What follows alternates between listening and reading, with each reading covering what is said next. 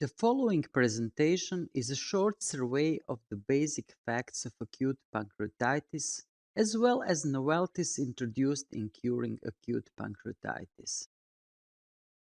Acute pancreatitis is a rather common gastroenterological disease, with an incidence varying from 5 to 80 cases per 100,000 inhabitants per year.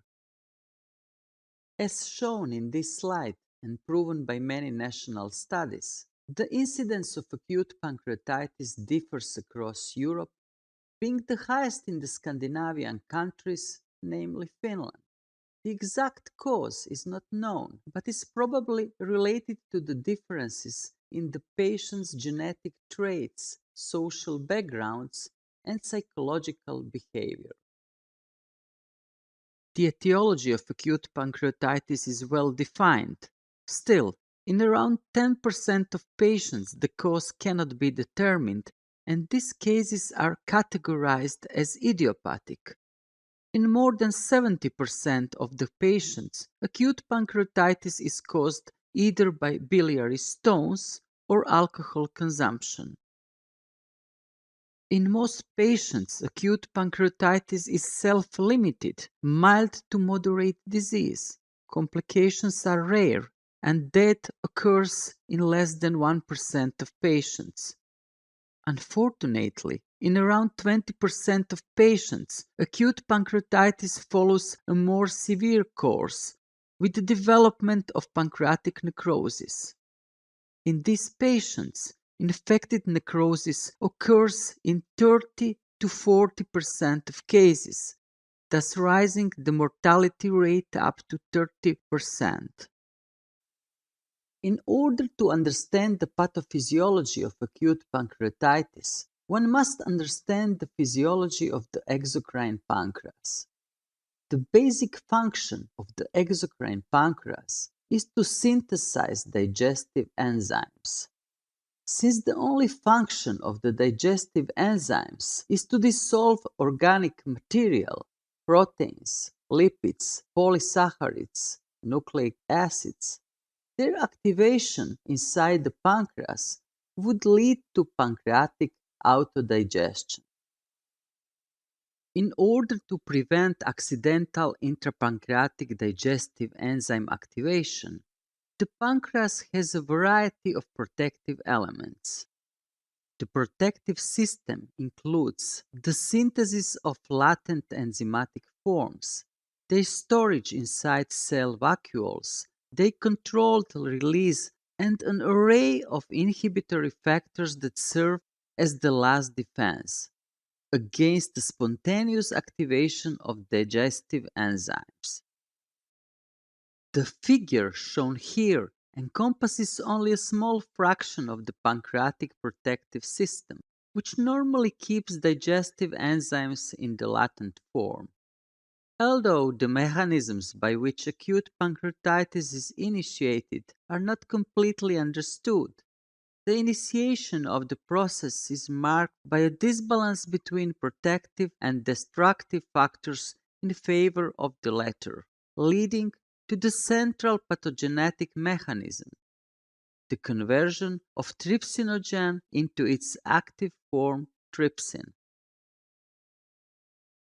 The activation of trypsin propagates the activation of other zymogens, as well as trypsin itself, thus inducing a powerful reaction of the immune system, enhancing local inflammation and the production of various inflammatory mediators. If excessive, it results in SIRS, where detrimental consequences are felt throughout the body as severe acute pancreatitis evolves. Diagnosing acute pancreatitis is an additive process. It involves taking a detailed history complemented by a thorough physical exam. The classical presentation of acute pancreatitis is the sudden onset of excruciating pain in the epigastrium, irradiating into the back. Pain is accompanied by nausea, vomiting, possibly fever, and meteorism.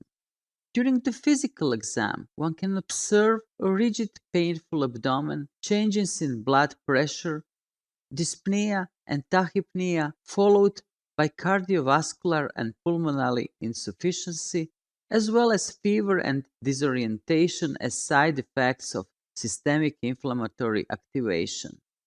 In severe cases, hemorrhages can be observed in the umbilical region, Gulen sign, and the lumbal regions, Gray Turner sign.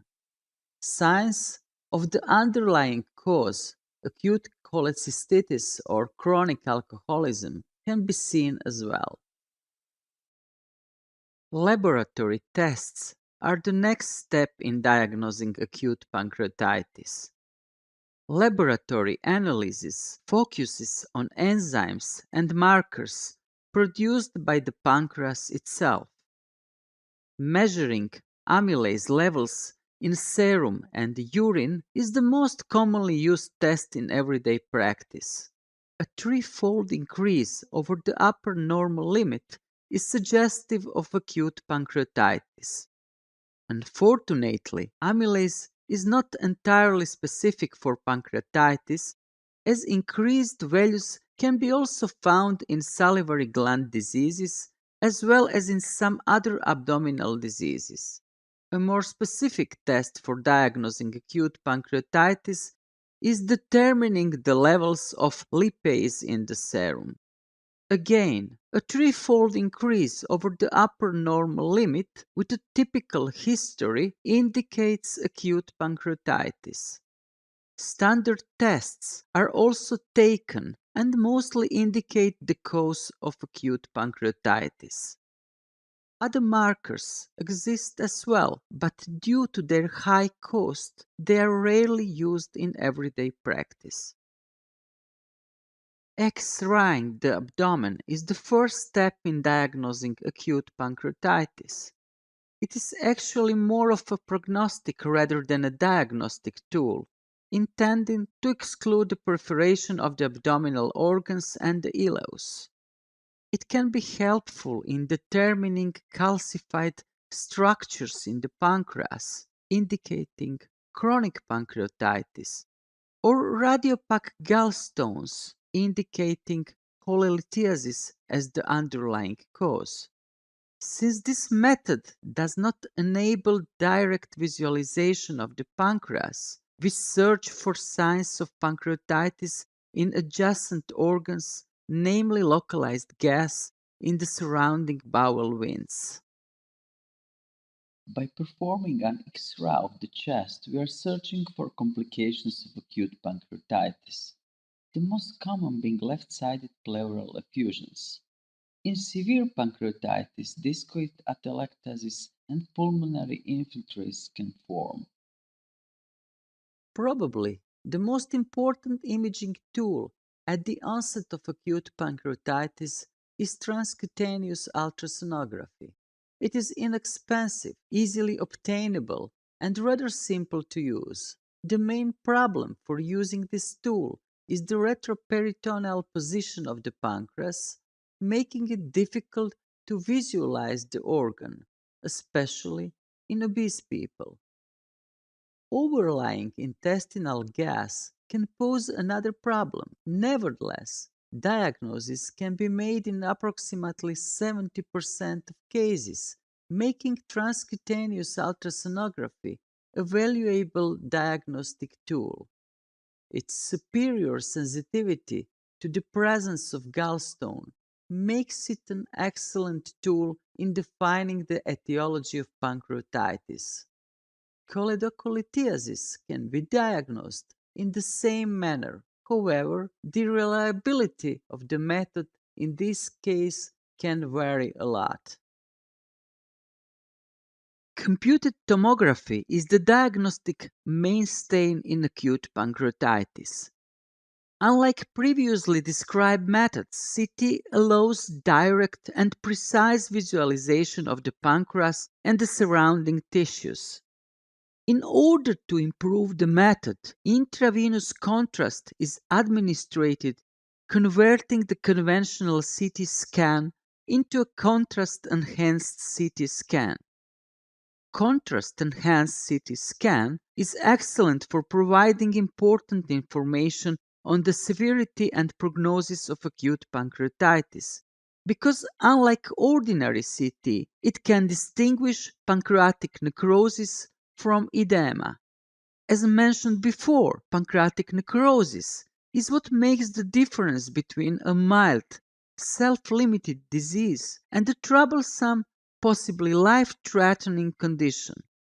Since CT is particularly useful in assessing the surrounding tissues of the pancreas and revealing peripancreatic collections and fluid accumulations, it is best if performed 5 to 10 days after the onset of the disease rather than at admission.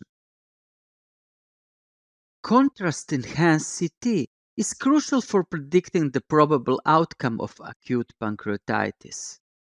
In order to simplify matters, a numerical score named CT Severity Index has been created. It is the sum of the numerical value of the Balthazar score and the numerical counterpart of the pancreatic necrosis. Magnetic resonance imaging is an alternative method for evaluating pancreatic necrosis. The same way CTSI score is calculating using CECT, a MR Severity Index MRSI score can be calculated using MRI. The advantages of MRI are that it lacks ionizing radiation and there is no need for administering contrast. This makes MRI an excellent technique for patients to whom administering contrast is contraindicated. The most common examples being renal insufficiency and allergies to iodine compounds. This is a case of 67-year-old patient diagnosed with hemorrhagic necrotizing pancreatitis by using the MRI. Endoscopic ultrasound is another imaging method used for discovering acute pancreatitis. Although it can be used to diagnose acute pancreatitis, its primary task is to discover stones and microstones in the choledocus, which other methods fail to reveal so well. The main advantage of the endoscopic ultrasound is that it is patient-friendly, namely, there is no radiation and it can be made under conscious sedation. The main disadvantage of the endoscopic ultrasound is that it is partially blind when longitudinal scopes are used. The other problem is related to its inability to perform therapeutical procedures, which is a must for any invasive tool. As MRI is an alternative to CT, MRCP is an alternative to ERCP and endoscopic ultrasound. Unlike the other two methods, MRCP is a non-invasive method. The patient is given intravenous contrast and then placed inside the MRI tube. Since the contrast is not iodine but gadolinium based, it is less likely to cause allergic reactions. Still, acute renal insufficiency can pose a problem. The MRCP is used to detect stones in the biliary tract, but it is rarely used as the initial method for diagnosing pancreatitis. The lack of invasiveness is its main deficiency, and thus it can be used only as a diagnostic tool. Symptoms of acute pancreatitis are rather nonspecific, especially if the symptoms are not that obvious. Many abdominal as well as extra-abdominal diseases can mimic acute pancreatitis. Thus, providing the correct diagnosis is of utmost importance, especially if we take into consideration the differential diagnosis, including many urgent conditions such as biliary colic, perforation of an intraperitoneal organ, mesenteric ischemia, bowel obstruction, myocardial infarction, aortic dissection, ectopic pregnancy. The correct diagnosis can mean the difference between life and death. The main difficulty in assessing acute pancreatitis is predicting whether or not the disease will follow a mild or severe course. Decades of accumulated knowledge in the treating acute pancreatitis resulted in the creation of several scoring systems that are used for prediction purposes. Unfortunately, the existence of several scoring systems tells us that the scoring systems are applicable but not infallible. While awaiting for a perfect scoring system, today we use systems that can be divided into three categories. Those resembling Ranson's criteria are based on clinical appearance as well as laboratory tests. Those resembling Banks criteria were primarily created for the intensive care unit and are therefore based on organ dysfunction assessment. And the Balthazar-like criteria are the ones based on imaging criteria, CTSI being the most frequently used. The Ranson criteria consists of 11 parameters, of which 5 are measured on admission: age, leukocyte count, blood glucose, LDH, and AST levels, and 6 are measured 48 hours later: hematocrit, blood urea nitrogen, calcium, PO2, base deficit, and fluid sequestration. Each factor contributes with 1 point in the overall score. A value equal or greater than 3 indicates severe pancreatitis. Although the time lag makes the score more precise, it is also its major disadvantage. The Apache 2, or Acute Physiology and Chronic Health Evaluation 2 score, was originally designed to measure the severity of the disease in intensive care unit patients. Since Apache 2 score correlates well with both the Ranson score and the course of acute pancreatitis, it became one of the most important prognostic scoring systems used for prognosing acute pancreatitis. Although new, improved scoring systems like Apache 3 have been developed, Apache 2 still remains the principal system used in managing acute pancreatitis.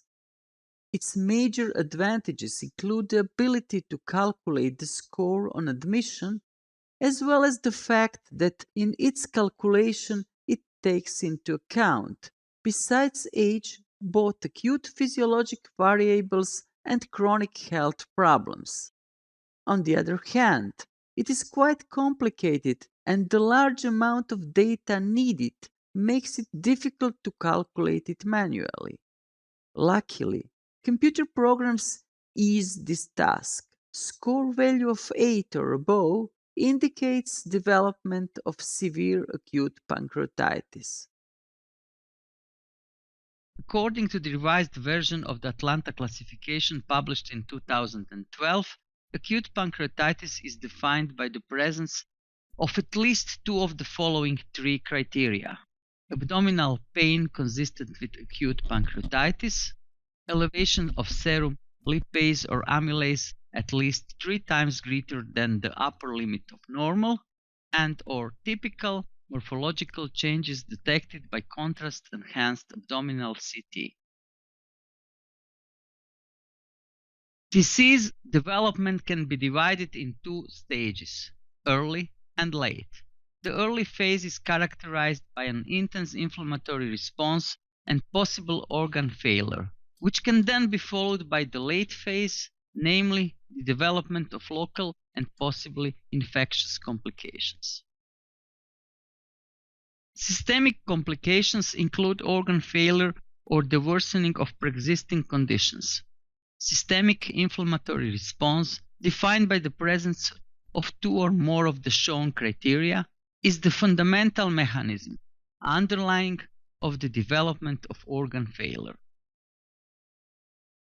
Organ failure is defined by the modified Marshall scoring system. If it lasts continuously for more than 48 hours, it is classified as persistent, as opposed to transient, which is resolved within 48 hours of onset. If organ failure affects more than one organ system, it is defined as a multiple organ failure. There are 4 types of local complications identified by imaging techniques, mainly contrast-enhanced CT scan, acute peripancreatic fluid collections, and acute necrotic collections usually develop in the first phase of acute pancreatitis during the first week. Pseudocytes and walled-off necrosis are characteristic for the later phase and can be associated with infectious complications. While persistent organ failure defines severe acute pancreatitis, the presence of transient organ failure and/or local complications is a characteristic of moderate acute pancreatitis. The absence of local and systemic complications, regardless of the presence of pancreatic necrosis, defines mild pancreatitis. The vast majority of patients fortunately present with this form of disease.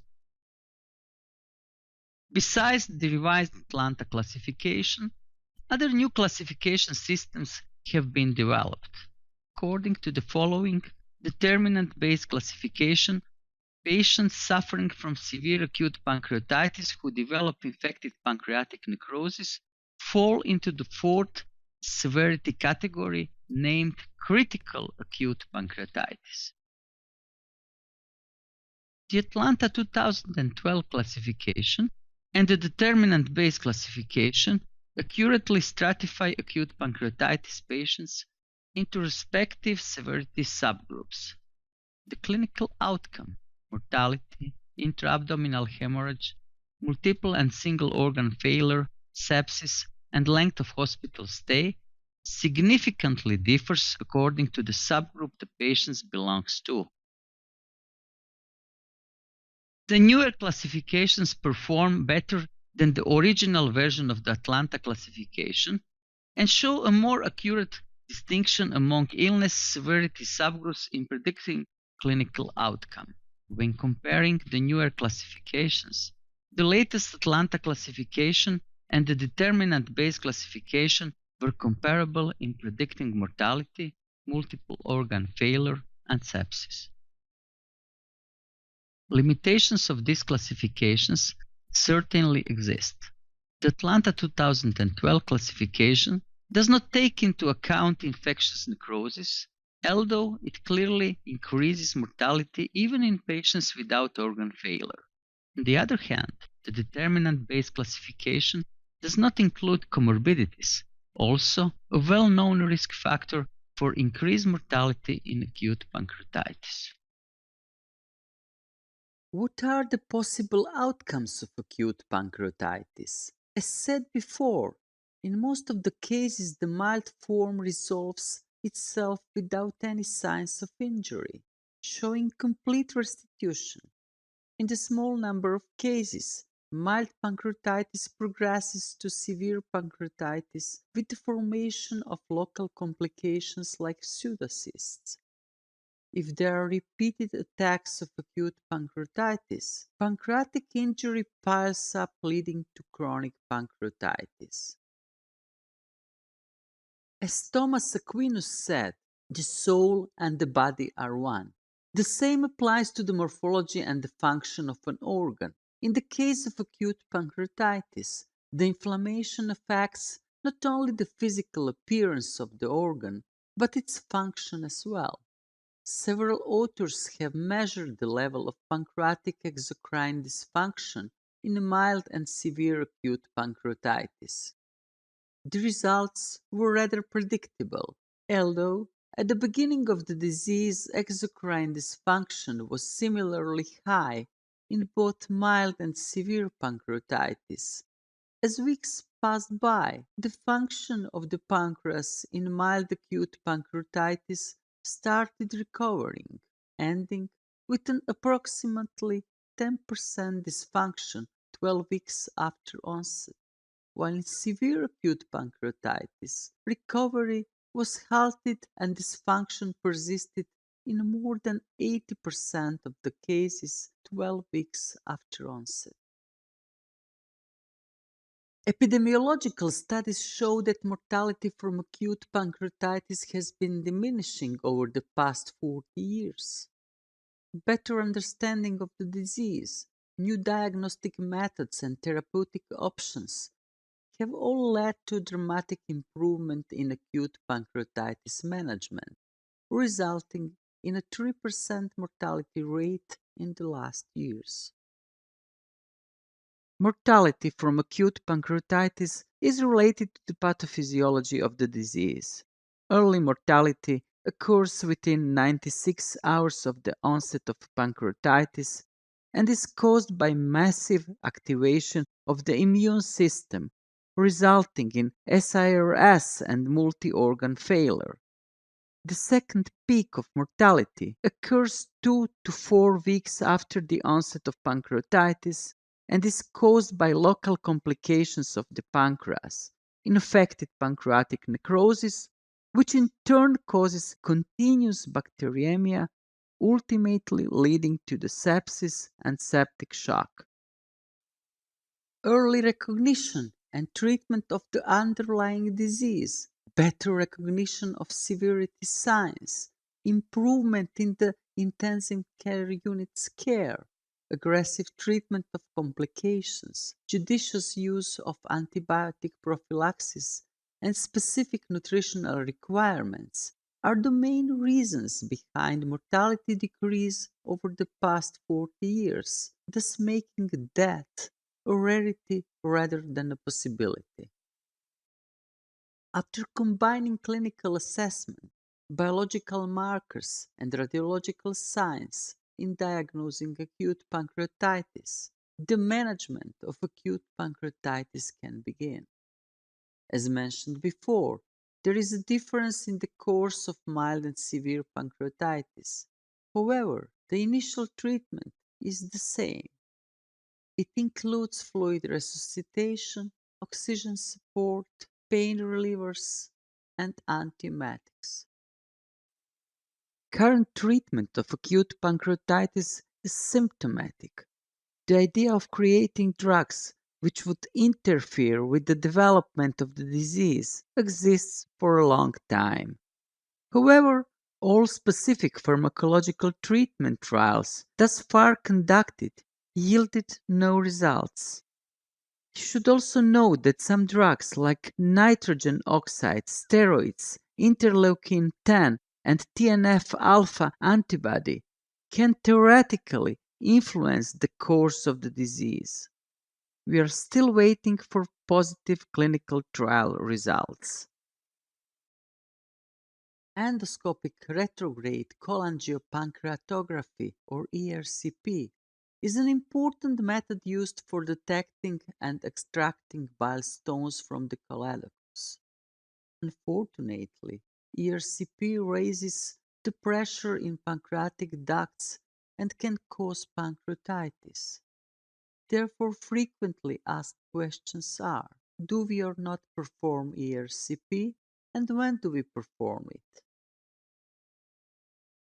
Patients suffering from biliary sepsis with impacted stones have a high mortality rate.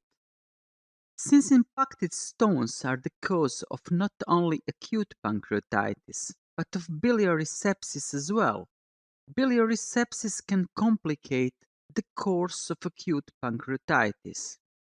Despite the possibility of worsening the course of acute pancreatitis, and in order to prevent the occurrence of biliary sepsis, patients with biliary obstruction, dilated bile ducts, and cholangitis must without delay undergo ERCP with sphincterectomy and stone extraction.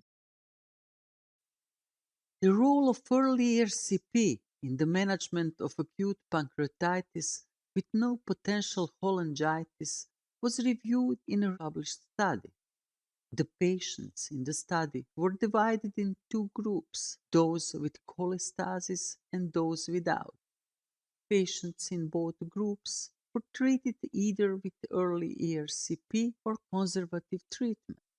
The results have shown that in the group of patients with cholestasis, the percentage of patients with pancreatic necrosis and overall complications was significantly lower in the subgroup which performed early ERCP than in the subgroup who underwent conservative treatment.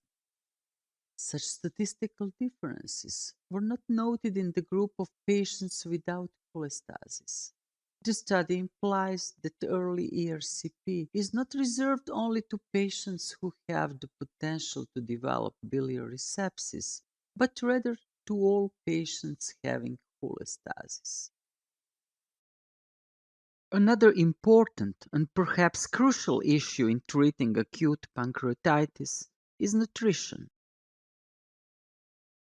Again, we are back to the basic concept of acute pancreatitis. In mild acute pancreatitis, the disease is localized and has little influence on the patient's nutritional status and metabolism.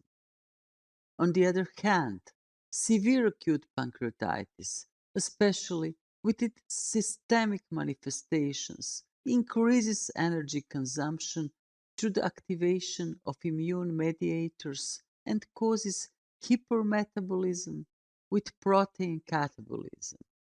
If the process continues, malnutrition eventually develops. The issue with trials investigating nutritional approach in acute pancreatitis is the fact that most studies compared enteral nutrition to total parenteral nutrition, despite the fact that the latter has never been established as a standard of care and, at the same time, is associated with potentially serious adverse events. A clear correlation between malnutrition and adverse clinical outcomes has not yet been established. It is still unknown whether malnutrition is the cause of the consequences of more severe form of SIRC and acute pancreatitis development. Although clinical studies and meta-analyses have shown the benefits of enteral over parenteral administration of nutrients, in everyday practice enteral nutrition is routinely used in a very small number of patients as seen in the slide above. Meta-analytic data comparing enteral nutrition to total parenteral nutrition showed a significant mortality reduction in the enteral nutrition group based on the results of 8 included trials and almost 400 randomized patients. This meta-analysis data showed that the rate of infectious necrosis in patients treated with enteral nutrition was significantly reduced as compared to patients receiving total parenteral nutrition. These results support the hypothesis that the enteral nutrition reduced bacterial overgrowth, as well as bacterial translocation from the gut, the major cause of septic complications. Development of organ failure was significantly lower in patients treated with enteral nutrition. However, these results were based on an analysis performed on 293 patients randomized in 6 clinical trials, with substantial heterogeneity between trials. As shown in the presented forest plot, the number of surgical interventions was significantly lower in the 148 analyzed patients treated with enteral nutrition as compared to the 150 patients treated with total parenteral nutrition. A published meta-analysis compared different enteral nutrition formulations. Immunonutrition has been shown to have potential benefits over other forms of nutritional approach, including no nutrition, total parenteral nutrition, and other forms of enteral nutrition devoid of immunomodulatory substances.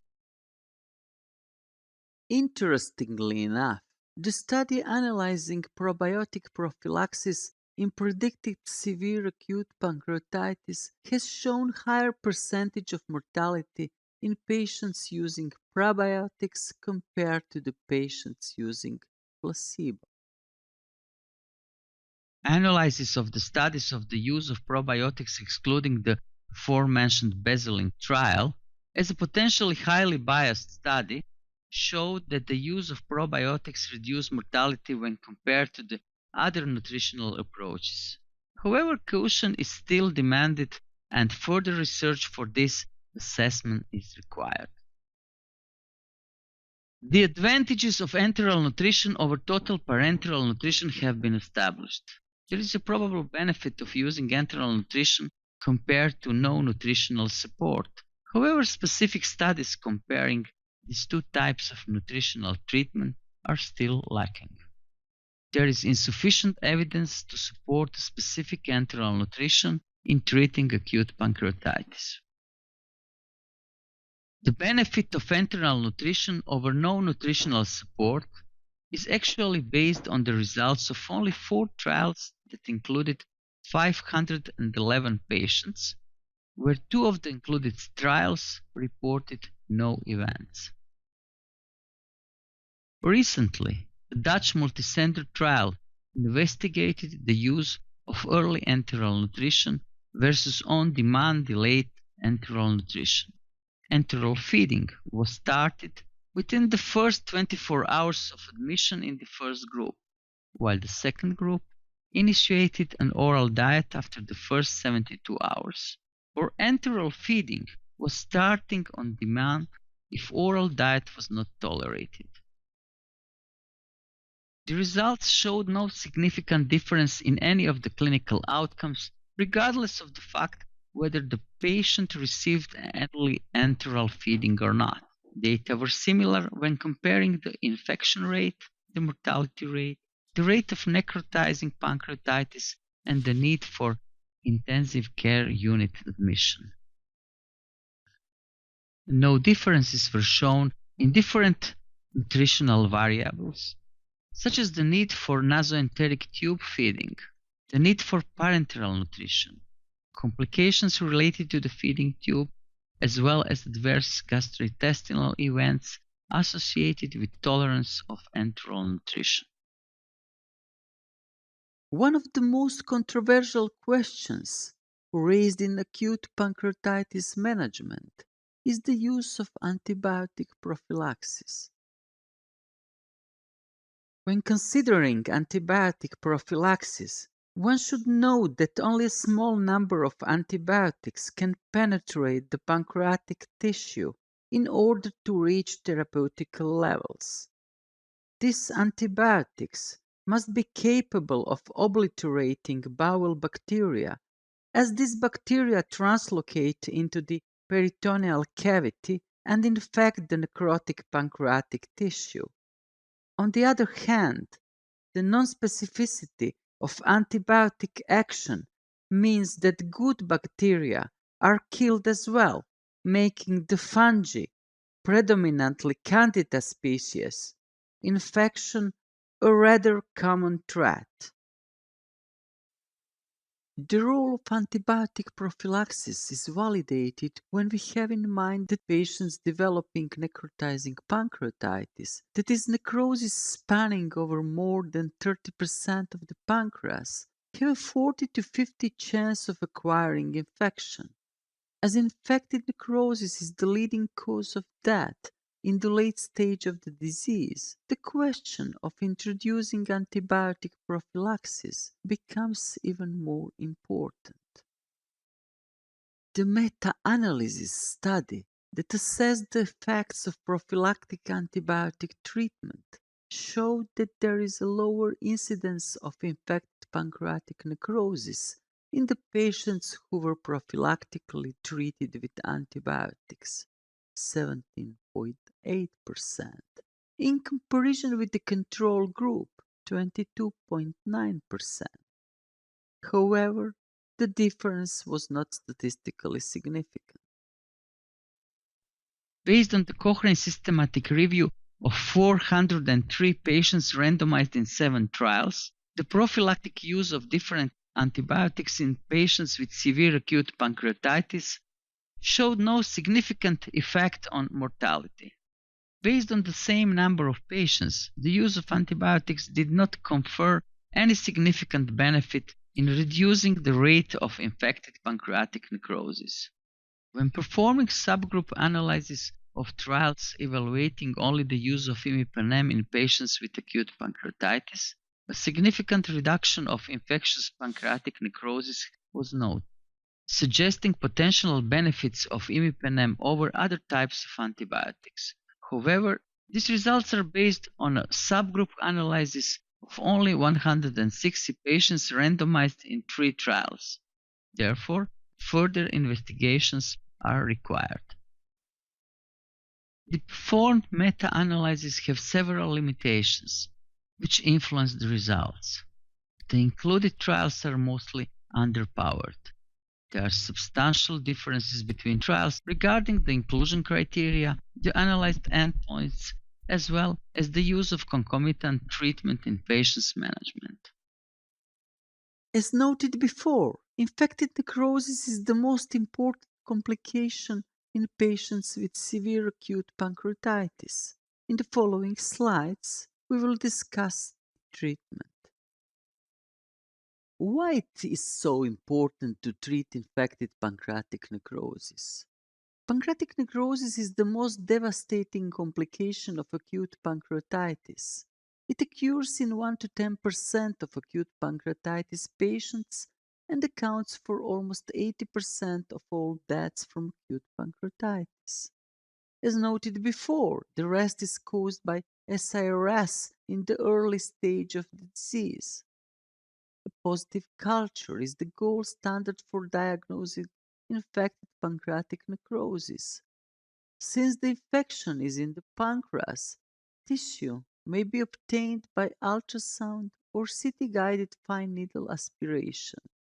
Surgeons are responsible for treating pancreatic necrosis. As seen above, conventional treatment without drainage means that surgical treatment lowers the mortality rate to a wide 10 to 59% interval. Tendencies in modern surgery are leaning toward minimizing the extent of invasive procedures and tissue damage. Laparotomies are being replaced with laparoscopic procedures. The same applies for treating pancreatic necrosis.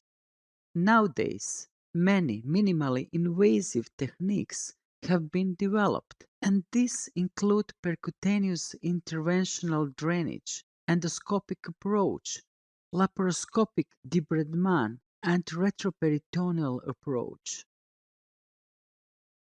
Pancreatic necrosis percutaneous drainage has a rate of success ranging from 12 to 100%, with the formation of fistulas as the main complication.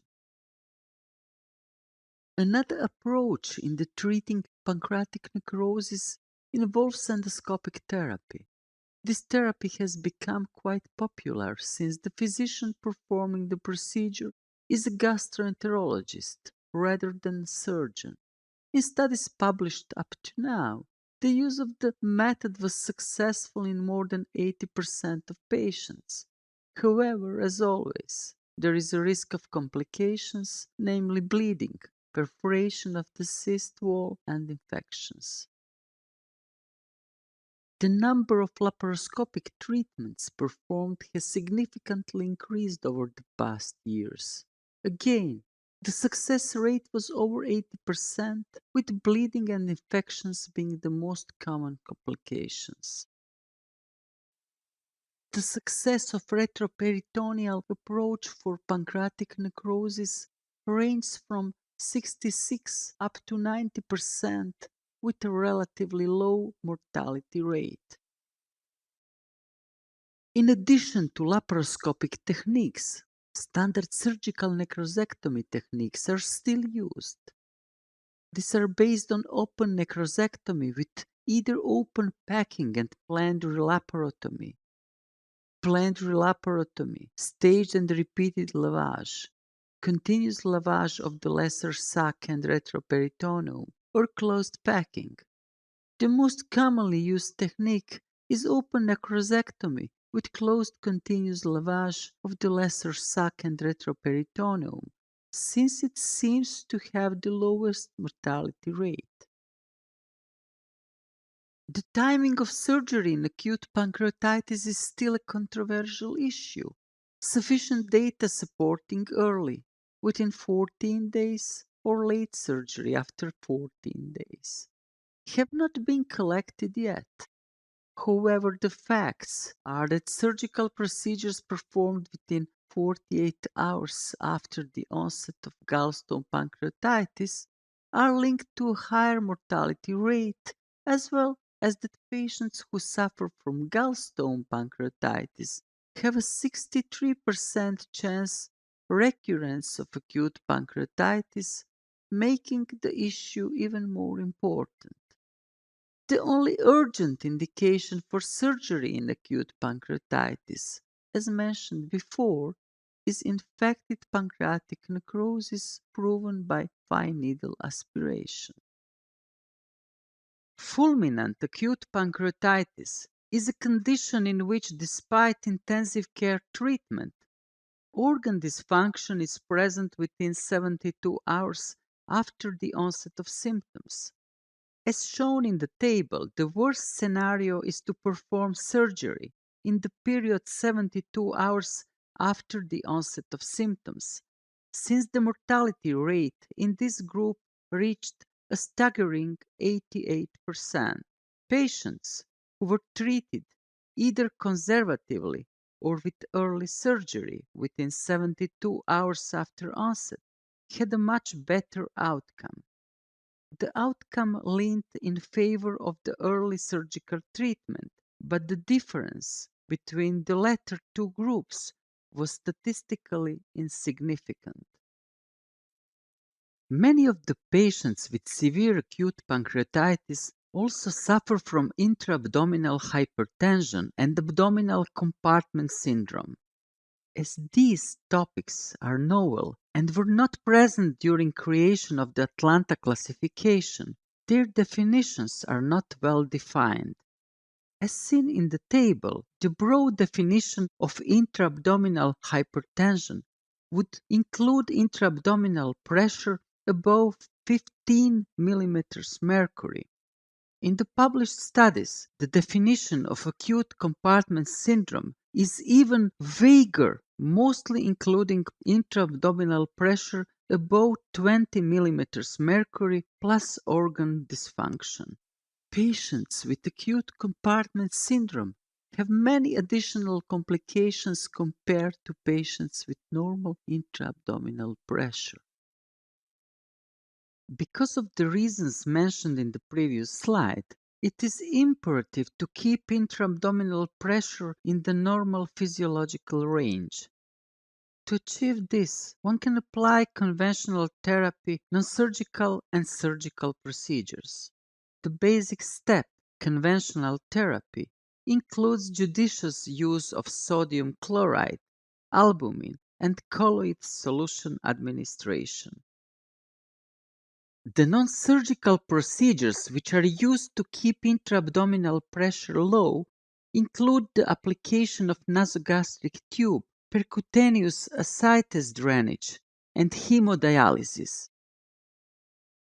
If previously described procedures are not successful, surgical decompression is a viable option. Does it work? If performed, intra-abdominal pressure is significantly lowered. Does it help? Data is controversial, but the procedure is helpful since it reduces intra-abdominal pressure. Data that was acquired in the studies show that mortality is higher in patients who have preoperative renal failure, lower preoperative intra-abdominal pressure, and on whom decompression is performed more than 7 days after the onset of disease. Is surgical decompression of intra-abdominal hypertension safe? No, And why not? Retroperitoneal hemorrhage, prolonged course of hospital stay, multiple reoperations and high risk of complications can all follow surgical decompression. Among the procedures, subcutaneous fasciotomy has been shown to be the safest. Because the pharmacological prevention for acute pancreatitis is still impossible, the best way to manage patients with acute pancreatitis is to hospitalize them into the intensive care units and to recognize severity signs as early as possible. Nowadays, this is the best and the most rational therapy of acute pancreatitis.